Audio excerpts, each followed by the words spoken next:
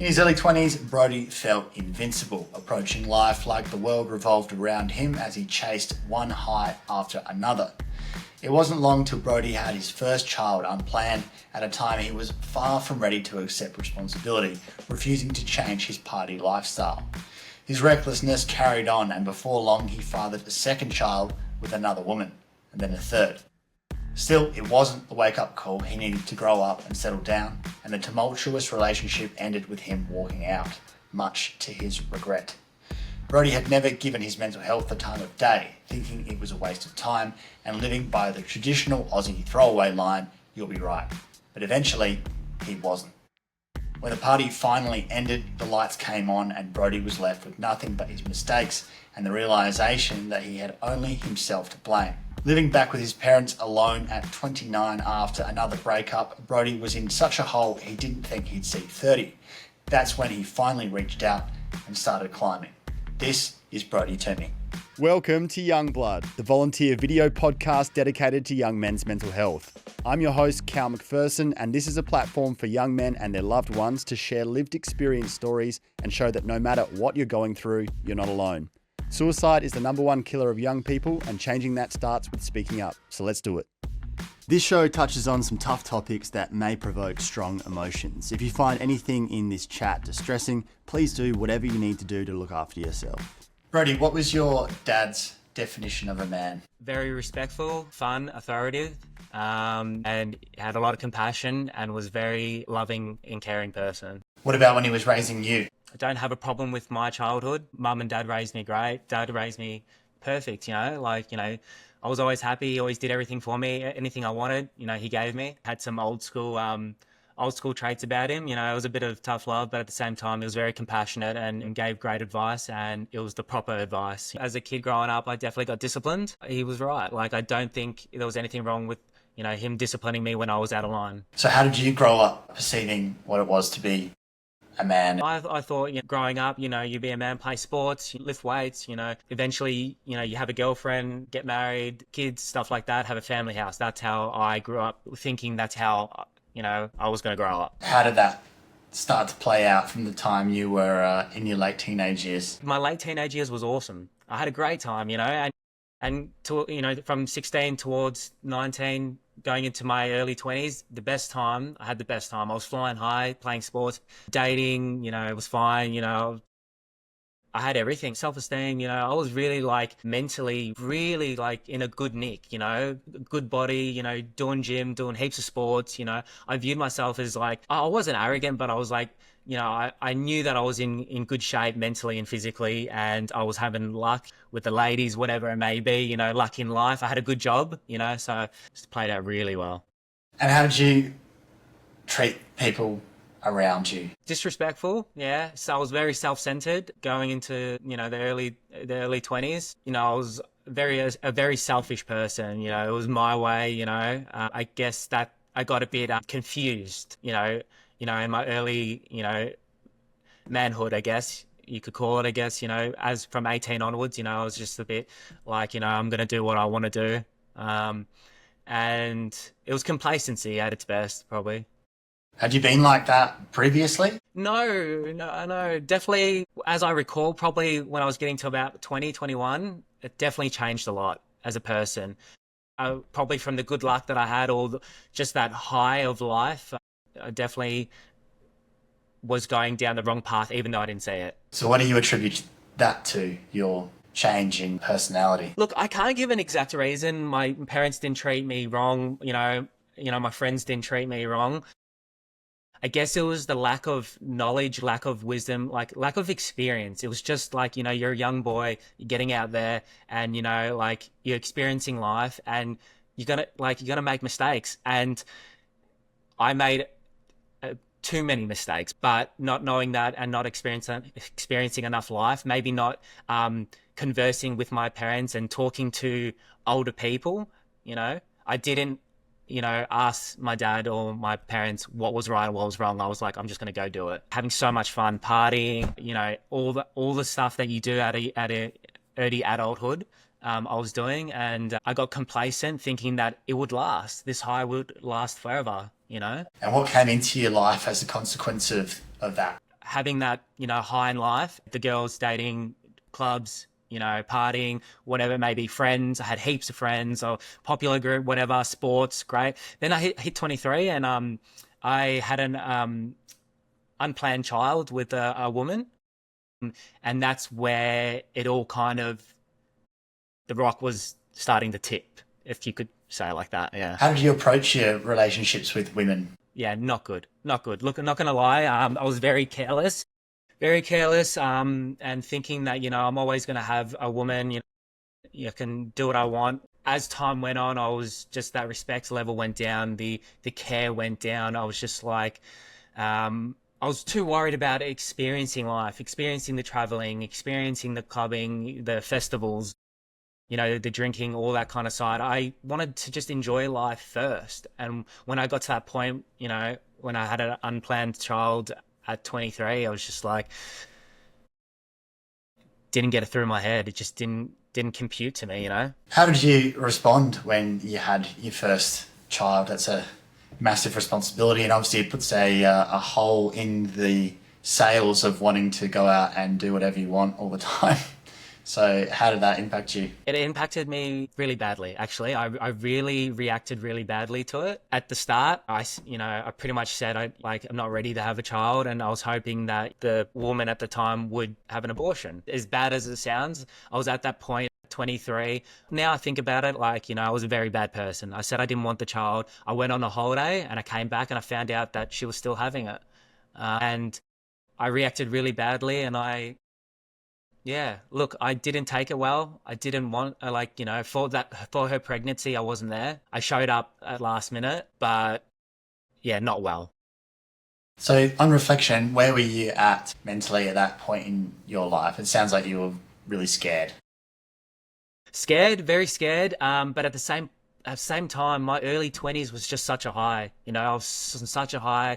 Had everything I ever wanted. I had a high paying job, traveled the world at 21, and, at 23, I did the wrong thing. I was there, but I wasn't there for, my child, I was there for the birth. I was there for her at the start, for the first 6 months. And then I went on partying again, drinking, and went traveling again. Really just, now that I think of it, it just didn't set me straight. It actually spiraled me. I actually went into a spiral, and I know it's not the right thing to do. It was a point in my life where I was just like, I thought I had so much to accomplish. I thought I had so much to do, and this woman and I had this woman and the baby, and I'm like, oh, fuck. And I just continued on with going down the wrong path. So you tried to just keep going as if you didn't have that responsibility. Yes and no. I took responsibility for the child, and money, and I was there for the child. But at the same time, I still wanted my own journey. I still wanted to experience life. I wasn't being mature and settling down, and maybe putting a ring on her finger and getting a home. I didn't. Just for some reason, my mind went the other way. All the right thing to do and all that. I strayed from that path. And it was just that high on life and the whole young and wanting to experience things and being young, And did you feel guilty about that at the time? How did you justify it to yourself? Look, there's so much guilt. There was so much guilt in the late 20s, but at that point in time, I was thinking I'll come back. She was always going to be there, or I'm always going to have another woman. I'm going to do this, going to do that.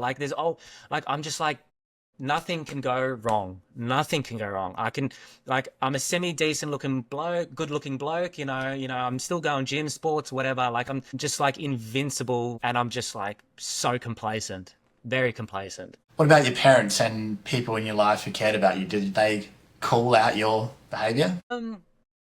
What they knew of it, I kept my life as private as possible, and I didn't reach out to elders that had wisdom, or anyone else that had experience in it. I was really just doing this on my own.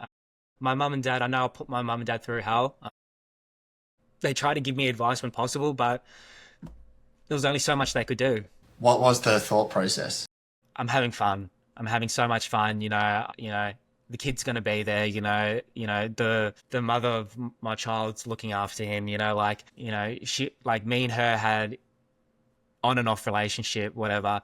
But like, I was just like going clubbing, going festivals, going out, traveling and stuff like that around the world and stuff like that. And I wasn't empathetic at all. I had none of that. I was just a selfish human being going through the highs of life. Well, good on you being able to look back and admit all that. I think what you're talking about is common. So many young people having children before they're ready to, and lots of them in that period of life where there's a lot of risk taking and not the best decisions being made. And as far as blokes are concerned, if the person that you've been with decides to have a child, that's a decision that's out of your hands.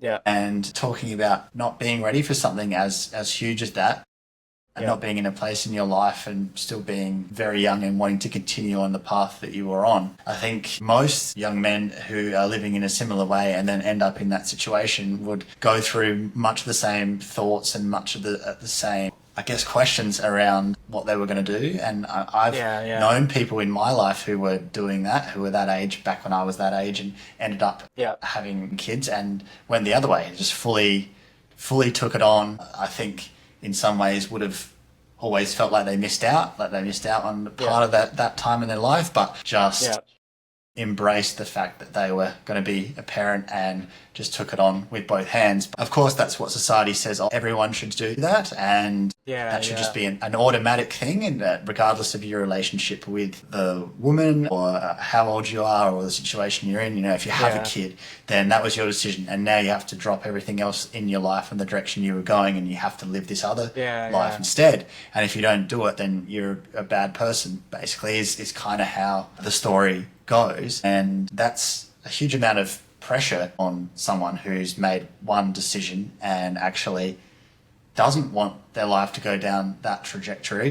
And I'm not saying what you chose to do was the correct thing. I think you probably argued that the right thing to do is to stop living that lifestyle you were living and just do what prioritizes your children and the partner.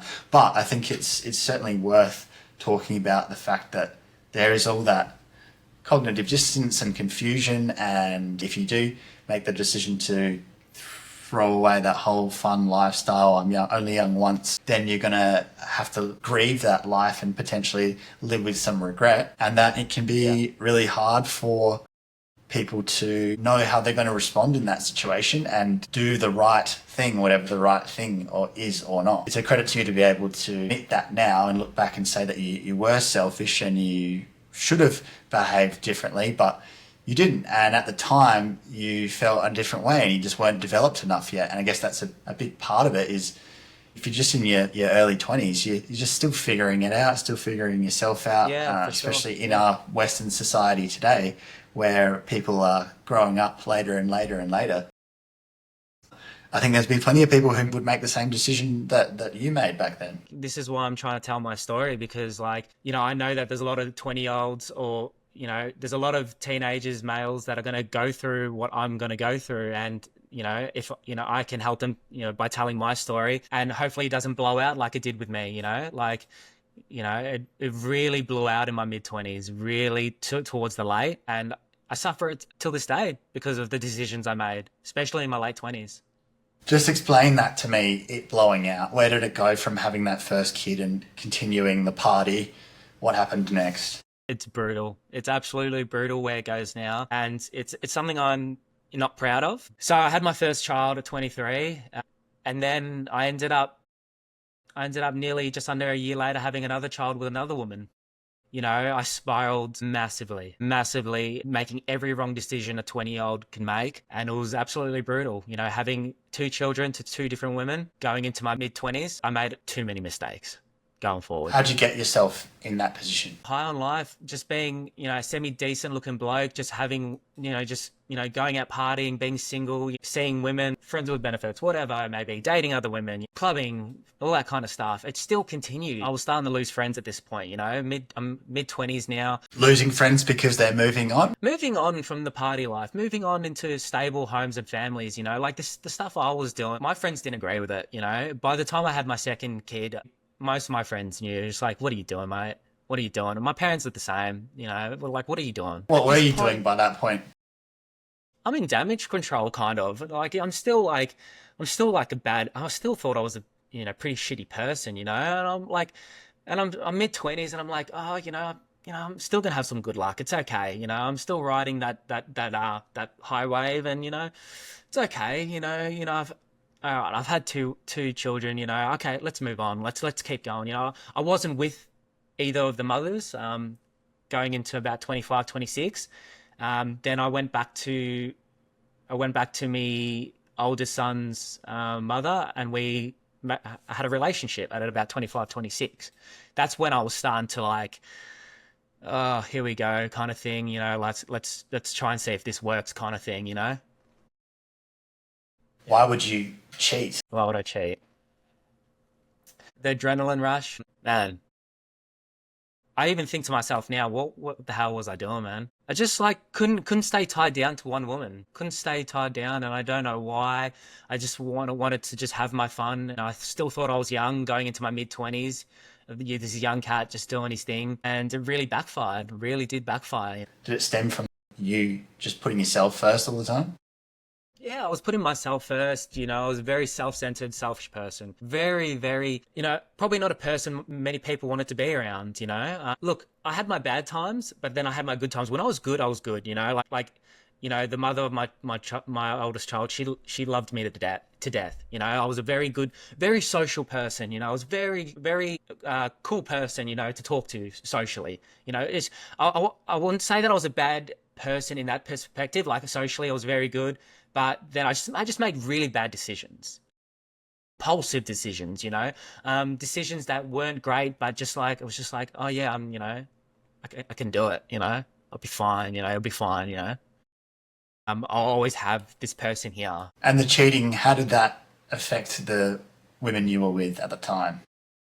Yeah, so, the mother of my oldest child, when I was with her, we had a very unstable relationship. When we were together, it was okay. But then when we weren't together, she'd see other people, I'd see other people. And then, and when we got into the relationship, it just kind of spiraled out of control because it just got really toxic and insecure. We were both insecure. And then, I would just think it's okay to go do this one night. It'll be okay. And I'll be fine. I'll just come back and it'll be okay, thinking that she might have done the same thing or not. It's just like very just impulsive and just stupid thinking. The thinking was just out of control because I was just so young and naive and complacent and just, thinking everything's going to be okay. Everything is just totally fine. I'm in my 20s, she's going to be there. I've got another child with another woman. She's there, whatever it may be.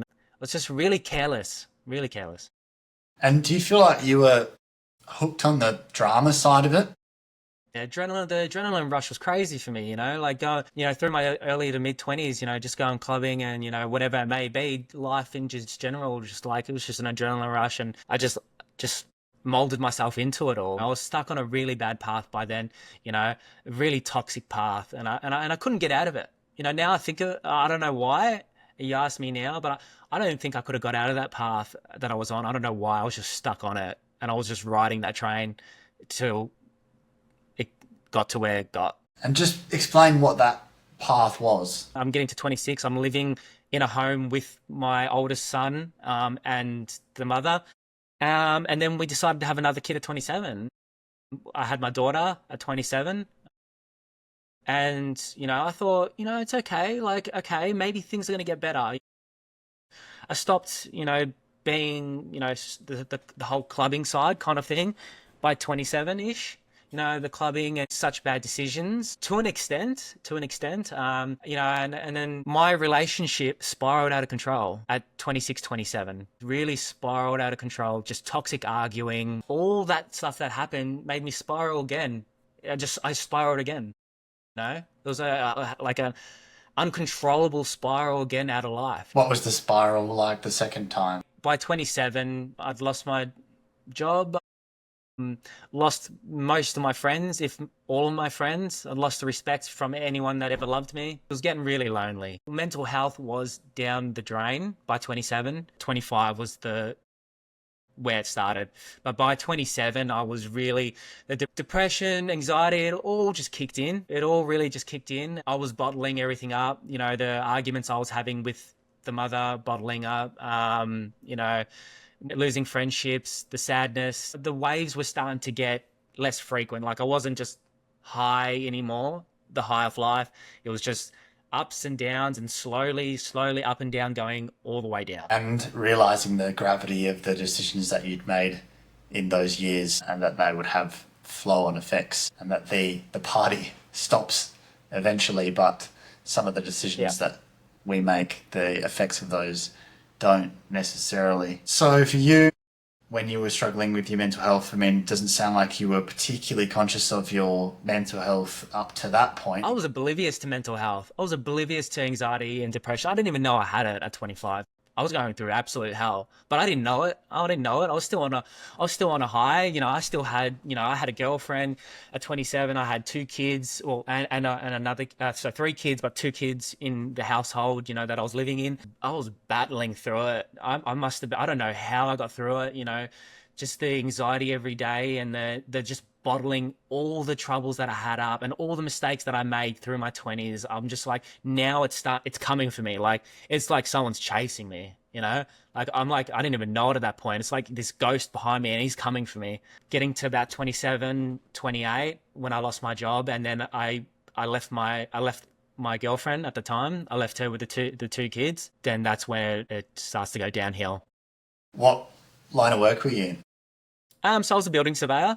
I was a building surveyor for since I was 20, from 20 to about 27. And why did you lose your job? By my late 20s, I was just like, I don't care. I didn't give an F, you know, like I was just like, you know, I was cutting corners on my jobs. I was cutting corners in life. I'd spiraled so out of control mentally into just from all the mistakes and everything that I made was catching up to me. And it was catching up to me so bloody quick. And by 27, I cut too many corners on my job and they got rid of me. And why did you decide to walk out on your partner at the time and 2 kids?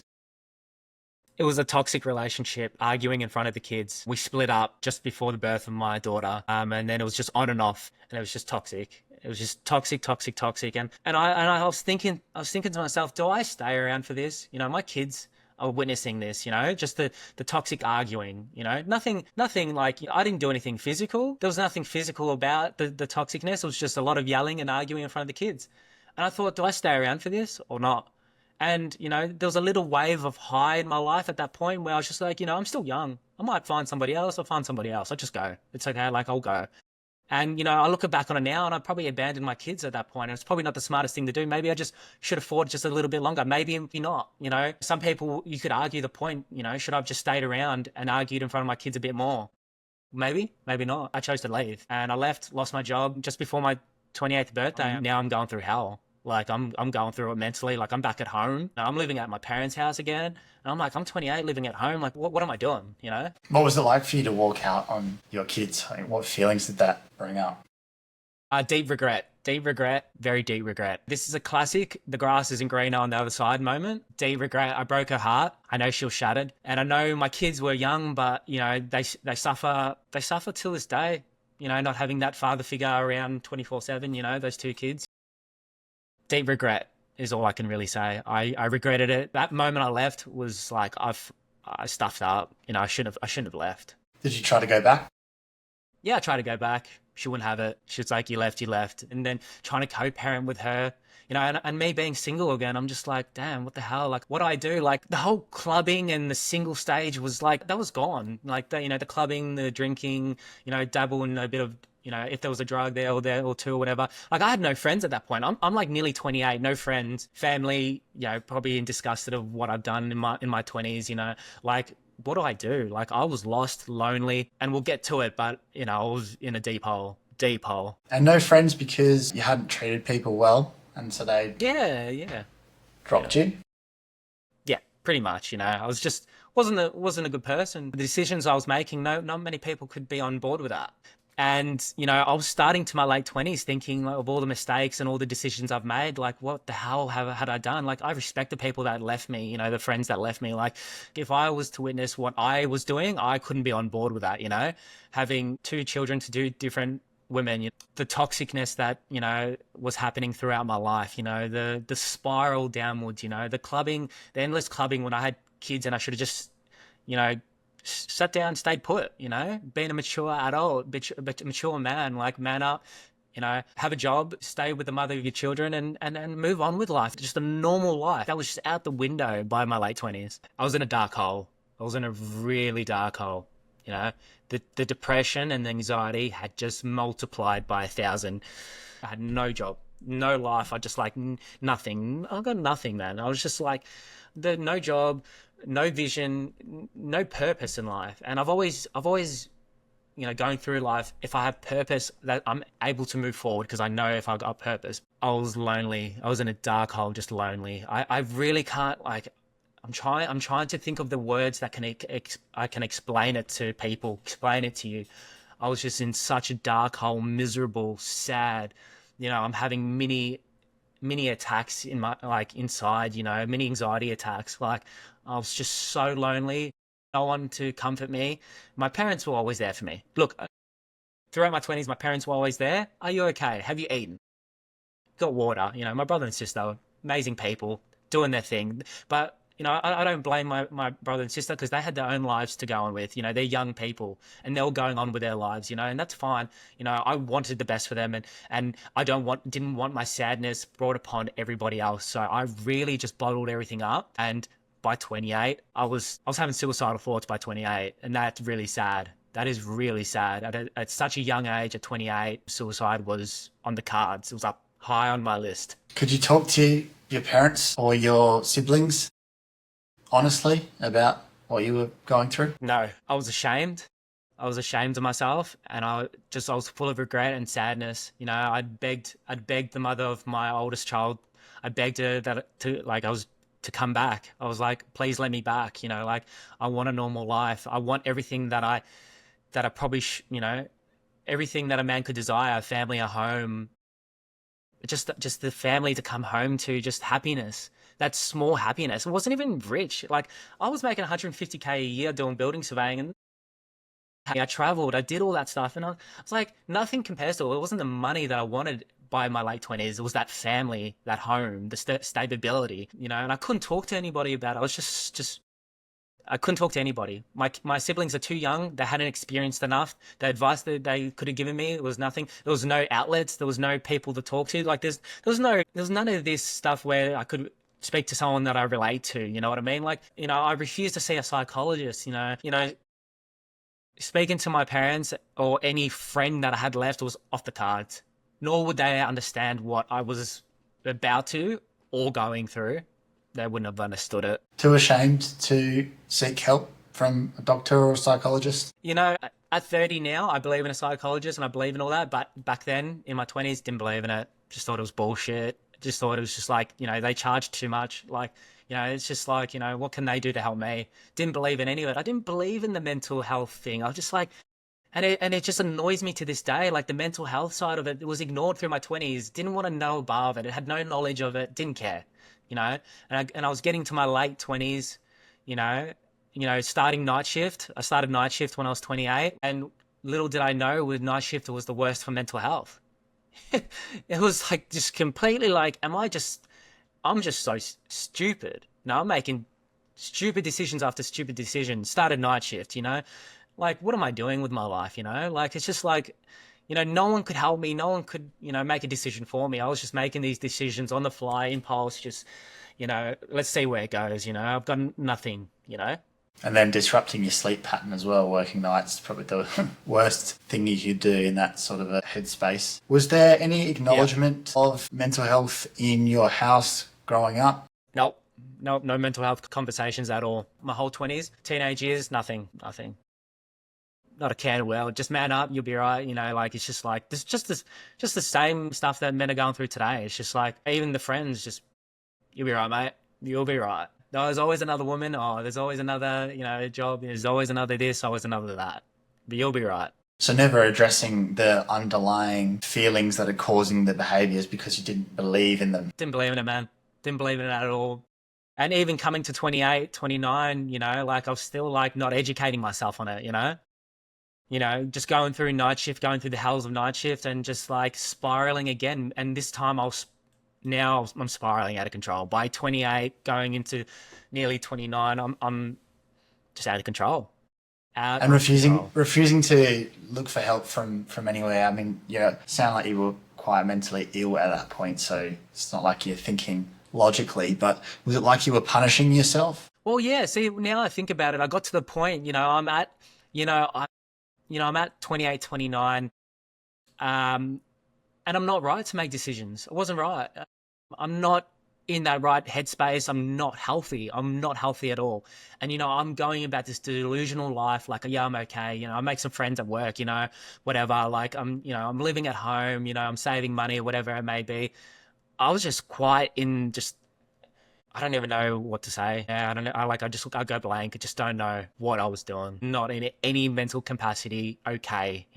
So that part of your life's a bit of a blur then. A lot of my twenties are a blur. I remember bits and pieces. Everything that I've said today, I remember, but a lot is a blur.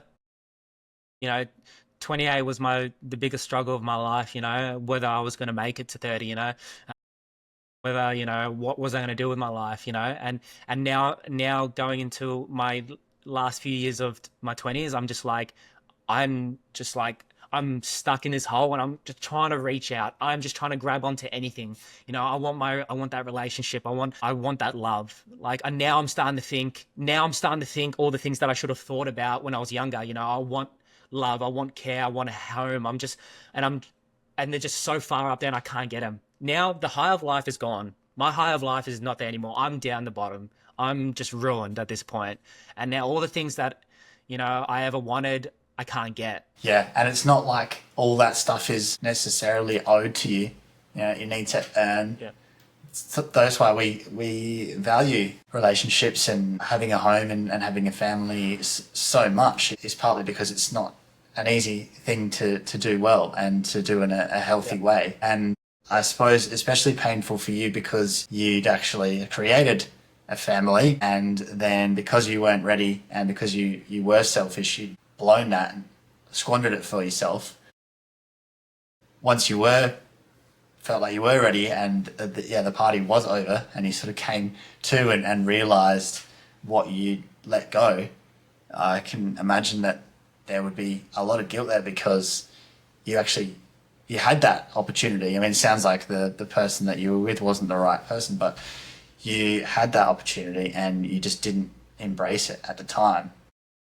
So that must have hurt to think about that over and over again. You can't even explain the hurt. Like, hurt doesn't even describe it. The pain, the absolute pain the pain that I went through going to that, into my 29 was undescribable. Watching everybody be happy, watching my mum and dad be happy, my brother, sister be happy, my friends, in long-term relationships, or getting married or homes, doing life together. And I missed out in my 20s. I missed out on all of it. But of course, before someone else can love us and we can have those things in life that you're speaking about, we have to be able to love ourselves. And we need to have a good relationship with ourselves to be able to love others and show up in the way that we want to show up. And it sounds like at this point you were very far away from that and also had refused help out of pride, out of shame.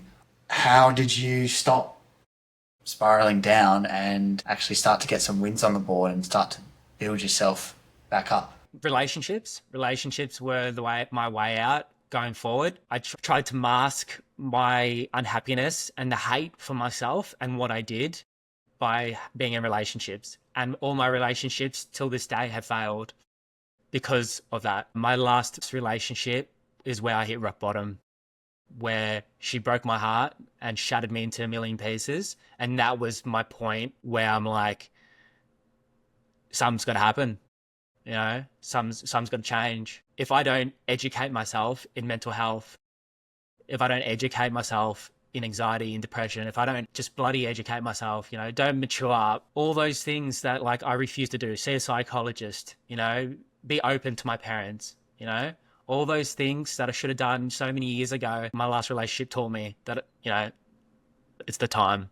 What was it about losing that relationship that was the straw that broke the camel's back? Because there was a lot of events before that where you might think that that would be enough to make you make those changes. What was it about losing that relationship that had this effect? So, like, I've had many women in my life that I've been in relationships, whatever. You know, I've had feelings. You know, I've loved puppy love, whatever. You know, I've been through it all.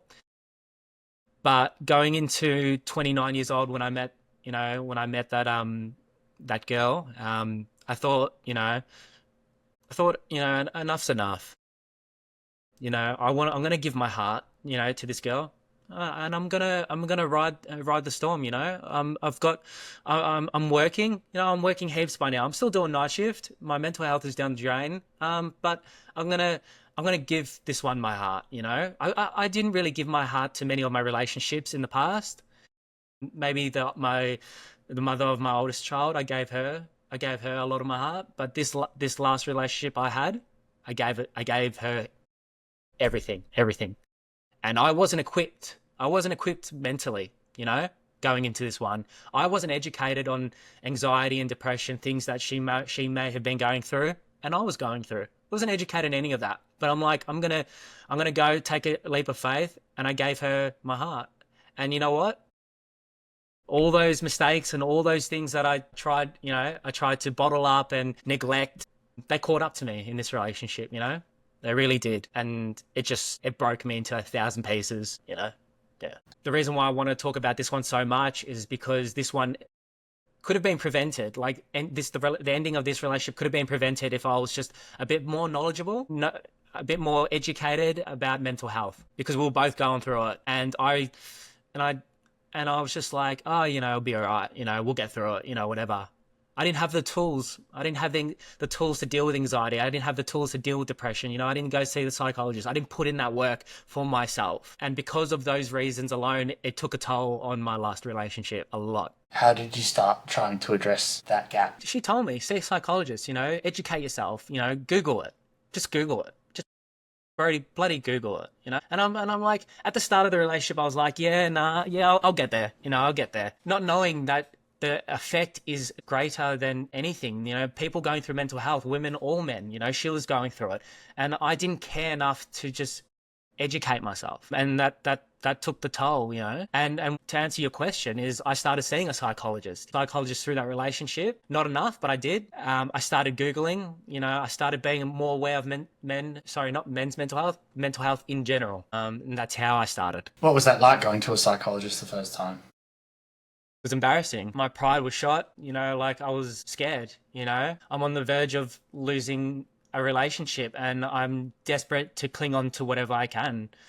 And I'm like, at this point, I haven't fixed myself yet. At that point in time, I hadn't fixed myself, and it took a toll. I was insecure. I was needy. I didn't have a purpose, a path, I wasn't, there's just so many things wrong with me. And coming into that psychologist appointments and then the appointments coming, I was just like, now we've just got to break down everything that's ever wrong with me and I've got to fix it. Now's the time to fix it before that train derails. Were they a good fit? No, the first psychologist wasn't a good fit. I saw multiple psychologists. I finally found the one that helps me the most, that is helping me the most through this. And now, post that relationship that I had, I still see this psychologist, and he has equipped me with the tools to deal with anxiety and depression. Everything that I've ever gone through, everything that I'm still going through to this day, I still go through anxiety. I still have depression. I still have a lot of things, happening in my life. But I am now at the point in my life after that my last relationship. I'm now at the point where I have the tools to manage what's happening in my life. I'm more aware. What's he been able to show you about yourself? The psychologist has helped a lot, but what else has helped me is being open with people in general and seeking advice from people in general that relate to what I'm going through. And that's what's helped me the most. I'm all for a psychologist. I'm all for that. And in my 20s, I wasn't. But going from 29 into 30, now I am. And the psychologist has helped me a lot, but what has helped me even more is being open with my family and speaking to people that relate to my issues. Because you've never been open with anyone before. No, I haven't been open with anybody. I bottled everything up. And it got to a point where I nearly didn't make it to my 30s. That's where I was at. I was just very adamant that I'm just going to deal with this on my own. And you know what? It got to a point where I just couldn't anymore, you know? My last relationship, when she broke up with me, I was alone. And I was like, I don't want this feeling anymore. I do not want this feeling anymore. This feeling of being alone, sitting in my room, the silence was deafening.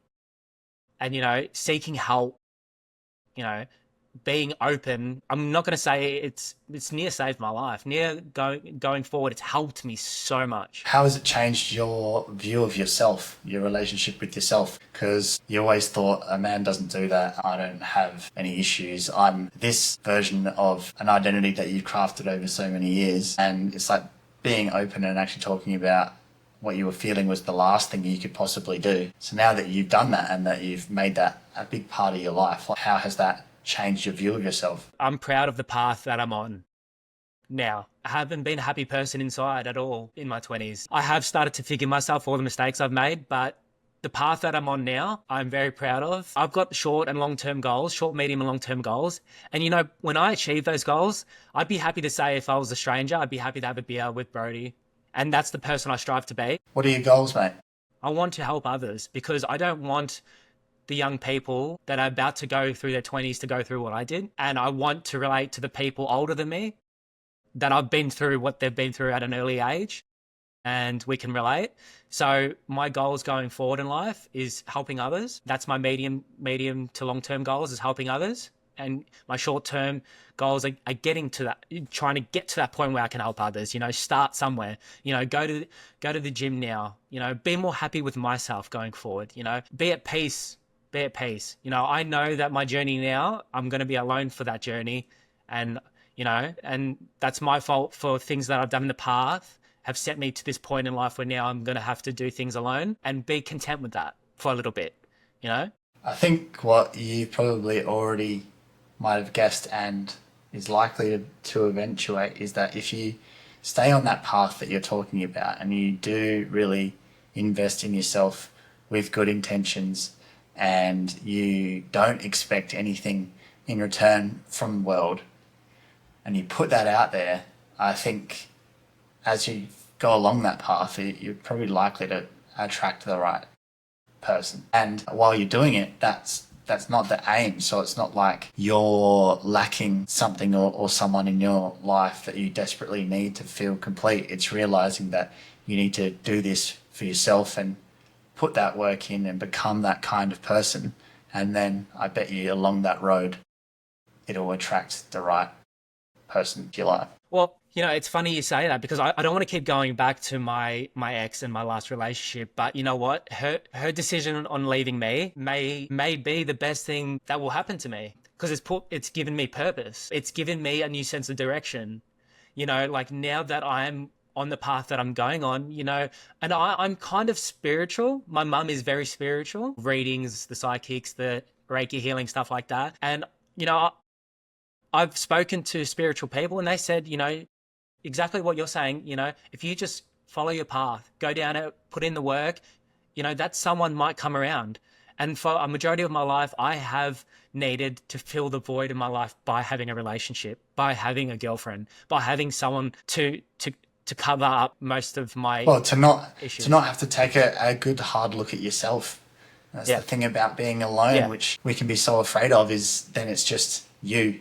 And your whole life, you didn't want to be faced with that at any point. At all costs, you would go and find someone else so that you weren't just alone with yourself and your own thoughts. So you were probably running from this for a long time, and it sounds like it was going to happen one way or another.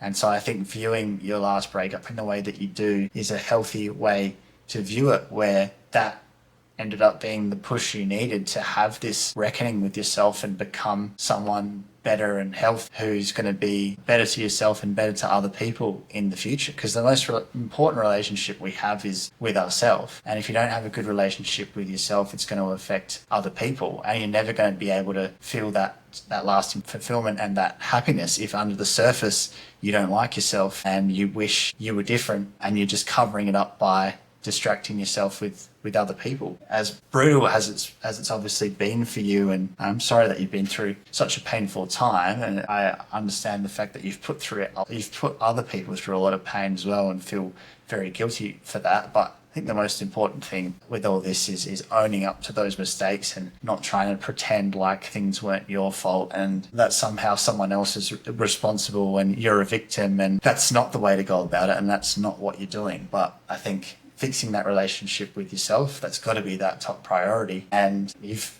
done so much and had such an intense life, but you're still really young. I get the feeling that you think of yourself as being pretty old. I'm 30. I'm 31 in July. I feel like what's happened in my 20s, I felt like that's something that should have happened over a lifetime. So that's why I feel like I'm a lot older and the patience is wearing thin. But you hit the nail on the head before, not playing victim. That's what's helped me so much. I've always played the victim. For all the mistakes I've ever made, I played victim. You know, coming into my 30s now, coming into this year, 2025, time to not play that victim. And to know that I'm not alone either, because, you know, there's always someone out there that is willing to help as well. And if you played the victim, then you remain a victim. You've got to change that attitude for good things to come into your life. Otherwise, nothing's going to shift. Are you in your children's lives? Yes, I am. Not as much as I'd like to be. I see my 3 children every second weekend. I miss out on a lot, but I'm trying to repair the relationships with the mothers so I can see them more. So I'm at that point in my life. A lot of the damage is already done in the wider scheme of things. But I am trying to participate as much as I can in my kids' lives, financially and physically. And what about repairing the relationships with your kids? Like, how are they towards you? So my oldest son is 7. He still doesn't understand it. I can see the pain in him because he always wants me around. I drop him off at his mother's house and he wants me to stay and I can't stay. There's nothing worse as a parent, you know, watching like your kid, you know, cry because you can't stay, you know. The pain of that is immense. It's immenseful. It's like it's a lot, you know, and it's hard. One day I'm going to have the conversation with my kids when they get older about, you know, what went wrong in my life and why I'm not there all the time. But that conversation is for when they're teenagers, probably. Anything I can do to repair that is probably they just don't understand at this point in time. What's essential for you to build yourself up and take steps forward and not go backwards? I quit my job. I no longer do night shift now, so I am getting back on the right normal schedule. You know, going to sleep at night and waking up in the morning, gym in the morning, sit in the sun with a coffee. It can't be just stuck in a prison cell, stuck in a room, you know, making positive choices, brighter choices, you know, not social media straight away in the morning, filling my head with the nonsense, you know. Going forward, I know what I have to do. It's a new chapter in my life now. I am spending the next few weeks focusing on my mental health and resetting my life now that I've quit my job. Moving forward, I will start to think about what's next for me, whether it's a PT, you know, something along those lines of going into. I'm interested in studying again. I am interested in making a difference in this lifetime. I've made an Instagram page for men's mental health and I've already had people message me and they message me saying, you know, like, oh, this is so relatable, thank you. That brings joy to me, you know. So if I have to be like a coach or counselor or something along those lines, maybe that's something I want to get into, you know. But at this point in time, it's about being aware of where I'm at in life, resetting my life and getting to do all the things that are healthy in my life and stray away from those other things. I know that I'm in for something and I know I'm meant to be here for something because I'm going down this path and I can feel it. You know, starting here with this podcast, starting with that Instagram page, starting with talking to other people about men's mental health, like I'm going somewhere. That's how I know I'm not going to go backwards. Yeah, I can tell by the look in your eyes how much it means to you. And I think a lot of this is about building positive momentum and taking steps every day or most days. Build confidence through competence. Build respect in yourself by going out and doing what you say you're going to do. Like I'm building a relationship with my parents again. And like I'm doing that at 30. And like, you know, like it's hard as it may be. Like I'm trying to rekindle any friendship that I can, you know, at this point. It really helped me repairing my relationships with the people that are in my lives at this point in time. And that's where I need to go moving forward. Those little steps all add up. And clearly you're quite a different person now. If you met me when I was 20 years old, 21, you wouldn't recognize me at all. Well, it sounds like not unrecognizable. even 21, but even 28. The way that you're seeing life now and the breakthroughs that you've had becoming transformational for you, and I'm sure lots of the people that you mentioned from your 20s who knew you back then would be shocked to hear you talk now. This is just a story of growing up the hard way. I mean, look, you've been a young person going through a hell of a lot in your 20s, trying to work life out, and slowly you're getting to a point where that's happening. It's just the fact that there's been a lot of hard lessons learned along the way and decisions made that live with you.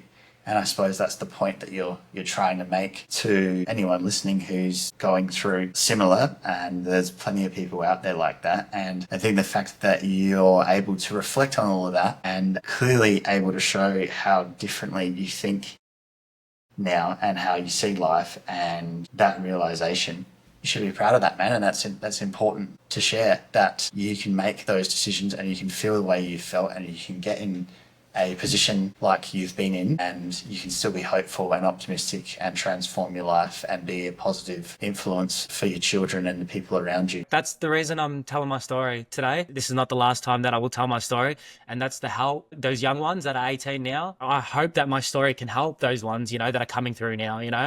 I'm sure that there's a lot of older guys that have been through this and can relate to me, but I'm all about just helping the ones that are about to go through what I just went through. If you heard another bloke share the story that you've just shared a couple of years ago, 5 years ago, what would it have done for you? Do you think it could have got through to you? If I had a podcast like this or someone to talk to me that I could relate to, I'm almost nearly 100% sure that my life would be different at this point.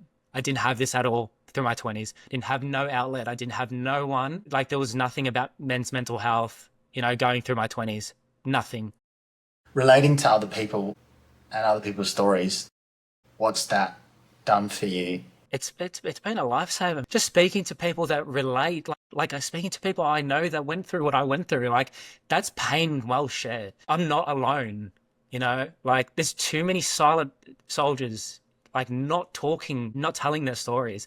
And this is what I love about this podcast that you have. Like, it's telling the stories and relating, and, like, I can watch some podcasts and I'm like, that helps a lot, knowing that someone else went through that, I'm not alone in this. And being alone is what I went through my 20s. Whether I had a million friends there, a relationship or not, I was alone.